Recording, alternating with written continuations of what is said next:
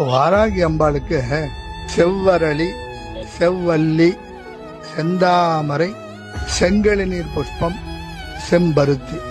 இதுல செம்பருத்தி புஷ்பத்துல அதுல நடுவுல அந்த காம்புல பாருங்க, அதுல மகரந்தம் இருக்கும். இந்த மகரந்தம் இருக்கிற புஷ்பத்தை வாராகி அம்பாளுக்கு நாம் பூஜை செய்தால், அஷ்டோத்திரமோ சகஸ்ரநாமமோ இல்ல மூல மந்திரம் கொண்டு பூஜை செய்தால் அந்த இடத்துல வம்ச விருத்தி, குழந்தை பாக்கியம் கிட்டுகிறது. புலி மாதிரி வந்து வியாதிகளை போக்குகிறாள். எப்படி போக்குகிறாளாம்? வியாதியாகிற மானை புலியாகிற வாராகி அம்பாள் துரத்தி அடித்து அந்த வியாதியை போக்குகிறாள் என்பதாக அபஸ்மார மிருக வியாகிரியை, அந்த வியாதியாகிற மானை புலியாகிற வாராகி அம்பாள் துரத்தி அடித்து வியாதியை போக்குகிறாள். ஆரோக்கியத்தை தருகிறாள், சுகத்தை தருகிறாள், சுபத்தை தருகிறாள். இப்படியாக வாராகி அம்பாள் செய்து விடுகிறாள்.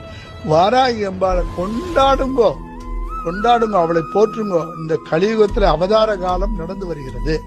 வாராகி அம்பாள் எப்படின்னு கேட்டாக்கா, இந்த 5 புஷ்பத்துல சொன்னேனோ இல்லையோ, அதுல செந்தாமரை கிடைக்காத காலத்துல இந்த செவ்வரளி புஷ்பத்துல பூஜை பண்ணாக்கா, சகஸ்ரநாமத்துல சொன்னாக்கா, பாபநாசின்யே நமக, துக்கநாசின்யே நமக, பயநாசின்யே நமக, பீஜநாசின்யே நமக, கோதாவரியை நமக, காவேரியை நமக, கங்காயை நமக, யமுனாயை நமக, இப்படி எல்லாம் நாமாவளி வருது.